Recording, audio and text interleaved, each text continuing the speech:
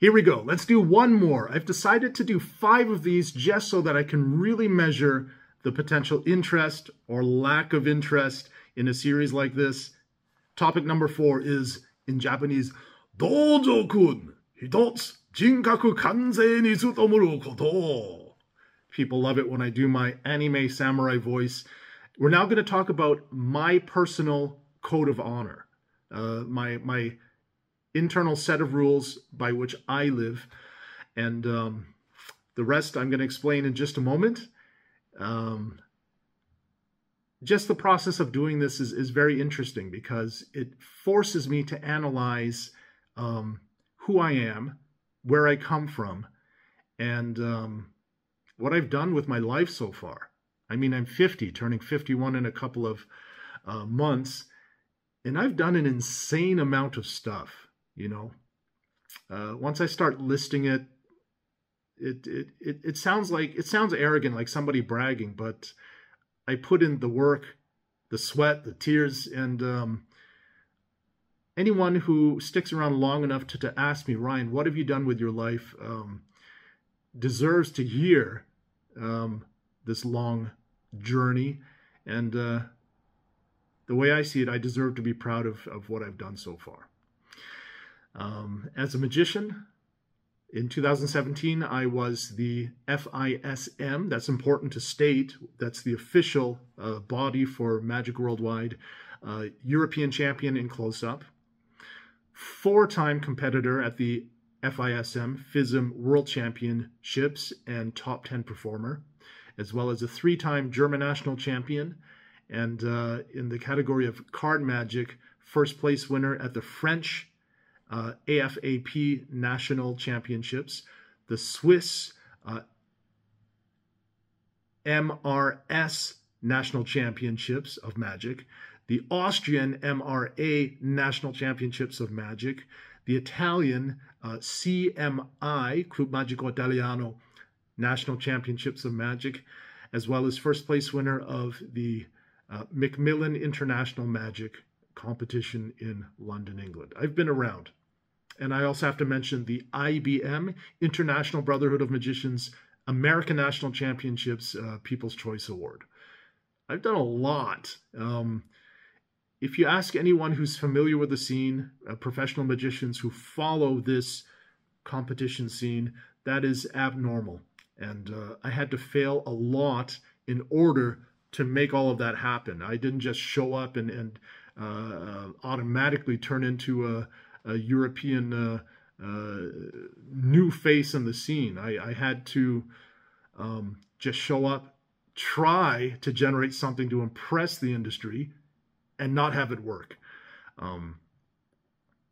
So, anyone who would like to know how I did that, or what was going on up here the entire time, this is the code that I've been following my entire adult life since the age of 19. Hope you like it. Enjoy. Let's start the video. And I also forgot to mention the one title that I'm personally most proud of. I performed on the US television series Penn and Teller Fool Us in Las Vegas and fooled 2 of my heroes in magic, the 2 legendary Vegas performers, Penn and Teller. And this show has fans worldwide, and especially within the magic scene, people know that this is an accomplishment. All right, enough about the television stuff. I've done over 40 TV shows in the last 16 years in 12 countries, 7 languages now. But let's talk about Dojo-kun. Yo. What's up, everyone? Ryan Hayashi here. Are you an honorable person?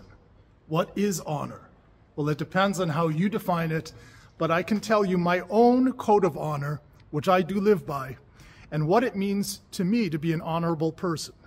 Because this builds trust in your relationships with other people, and it affects how reliable and how competent people believe you are. The honor code. Thank you for joining me. I would like to talk about respect. Everyone wants to be respected, you know. Everyone would like to be seen as something positive, either a nice person, a helpful person, a useful person, a kind person, a faithful person, a competent person. We all want that. You know, when you expand it a little bit, most people actually would prefer if their families, their neighborhood, their community, their city, their nation, their people, their whatever, their folk are seen as something positive, seen in a positive light. That's human nature. And in the past, in the English language, we used to call that honor. Honor used to be incredibly important in the old world. It meant everything to a person. Nowadays, in modern times, we simply call that being a respected person. But what does that mean? Well, the way I define it, it means being clearly consistent with your own set of beliefs or your own codex or rules. I'll give you an example. In all of my publications and all of my social media and my entire online presence, I never make comments about my own personal private life, views on religion or politics. But what I can describe is my own personal codex, which has nothing to do with any specific people or nation or religion. It's just a universal set of rules which is actually followed by people around the world. In Japanese, it's called the Dojo-kun. Let me explain. I am a practitioner of traditional Japanese karate. My specific style is called Shotokan Ryu. And my governing organization in Japanese is called Nihon Karate Kyokai. In English, it's called the Japan Karate Association, or JKA for short, if you'd like to look it up in the internet.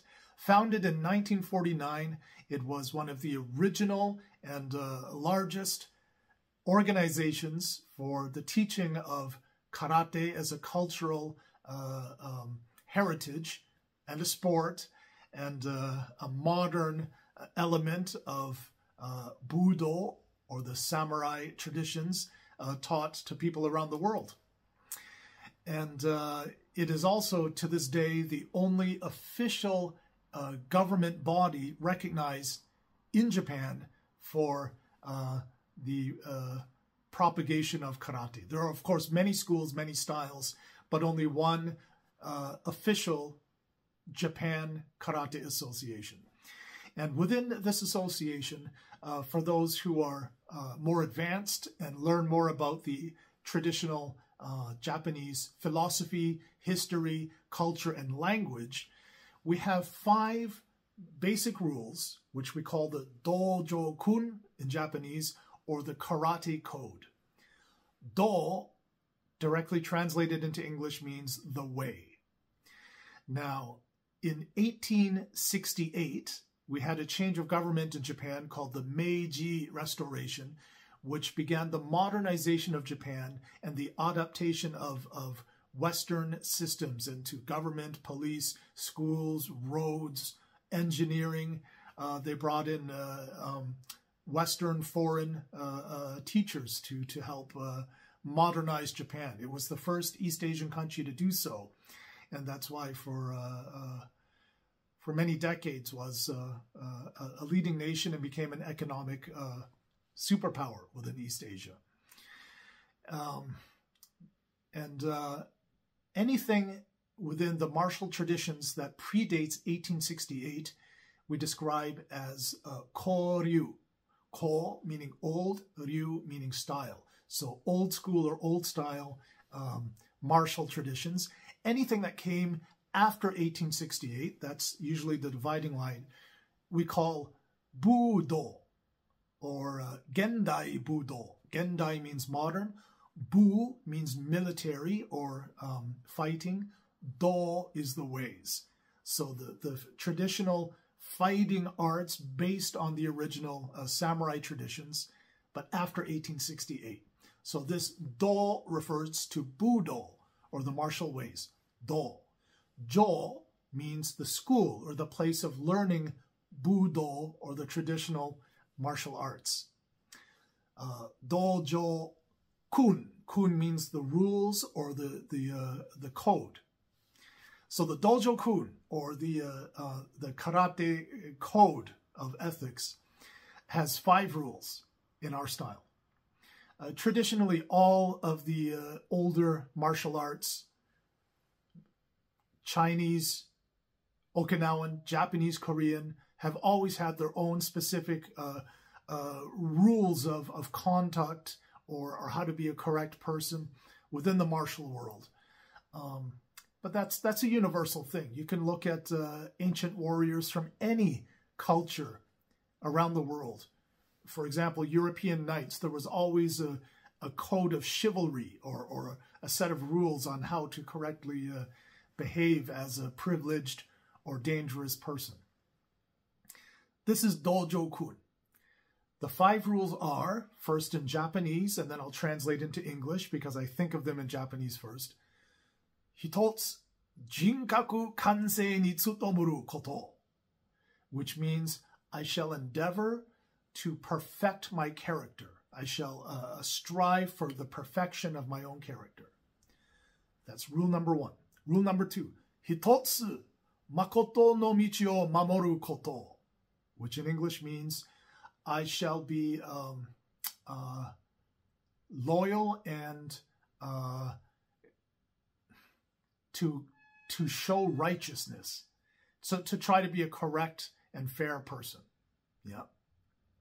The third rule, hitotsu doryoku no seishi no yashinao koto, which means I shall give my best at whatever it is I'm doing, or I shall always give maximum effort to do my best. The way I like to see it is to strive to be better, because someone who always tries to give their best and be the best version of themselves doesn't stand still. They always strive to be able to perform and be and give better. Rule number 4, hitotsu reigi o omonzuru koto. This means I shall be respectful and polite to others. That's fairly straightforward and self-explanatory. Rule number 5, hitotsu kekki no ii o imashimuru koto, which means, directly translated, I shall avoid hot-blooded acts of ill temper. But this is formulated in an old-fashioned style of language in Japanese. In modern English, I shall avoid unnecessary conflict or violence, which means I will always strive for compromise or harmony. Okay? Those are the personal rules of conduct or code of honor that I have chosen to live by. It's non-specific to any people or nation or religion, and most of the world's great organized religions contain these exact same rules anyway. So these are very basic rules for getting along with other human beings. Now, why is this important? It's because as you go through life, unless you're living in a cave, leading a very lonely life without communication with other human beings, which unfortunately we are moving in that direction in today's modern world. There are phobias that never used to exist 30 or 40 years ago when I was younger. I'm now age 50, recording these videos. There are reports of youngsters who have a phobia of making a telephone appointment with a dentist. You know, they have social anxiety. They no longer have the ability to get on the phone and speak to a human person. That's debilitating. That's not good. Okay. So why is it important? If you're leading a life in which you're dealing with people, speaking with people, and having to get along with people, you have to show consistency. Consistency says you do what you say and you say what you do. People who can't deliver that, they're not called on to participate in fun, get-togethers, social activities, or things that are more important like work or taking care of someone's house or pets or kids. You know what I mean? Reliable people are seen as consistently reliable, and competent. And these people, this type of person, live by a set of rules that people can understand. If you don't know how a person's going to react, you're not going to make them responsible for your well-being or taking care of something that or someone who's valuable to you. That's a safety risk. So it's all about consistency. Depending what community it is or belief system you belong to, that's up to each individual person. But if other people understand what rules you live by and understand that you actually consistently follow your own rules, then they know how to predict your future behavior. Are you going to do what you say? Are you going to do it fully and correctly? Can people count on you?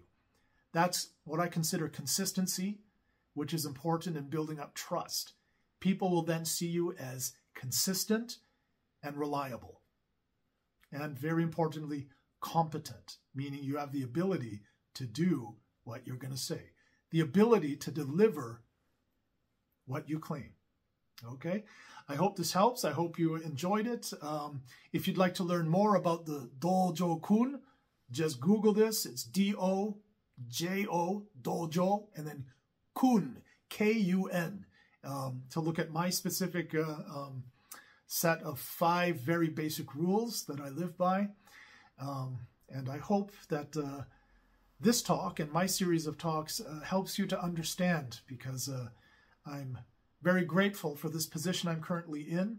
The last couple of years, I've been enjoying an increased level of popularity among the German viewers, because I'm involved in some high-profile projects that people watch, now both on YouTube and Amazon.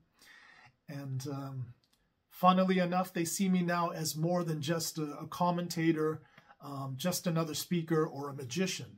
More and more people are turning to me, asking for my advice in times of uncertainty, where the rules, society's old rules, have now fallen apart. So I hope this talk and my talks are of value to you, and I thank you very much. I'm trying my best to talk to you as if you were sitting right here with me. If you have any questions that you'd like to ask me, please do write them in the comments below. Depending on where I post this, you will always find some way to reach me. Thank you very much for listening, and talk to you next time. P.S. I forgot to add my own personal do's and don'ts. This is just the way I see it. In my opinion, the don'ts: don't live without principles. Because if you yourself have no rules on how to react to people or see the world, people won't know how to deal with you. And conversely, the do's: decide for yourself. Think about it. Look around and choose for yourself what are your own guiding principles or code of honor or rules that you want to live by. What set of rules feels right for you, where you can say, if I can live by these rules, I can consider myself to be a good person. It's up to you. All right. Now I'm done. Thank you very much.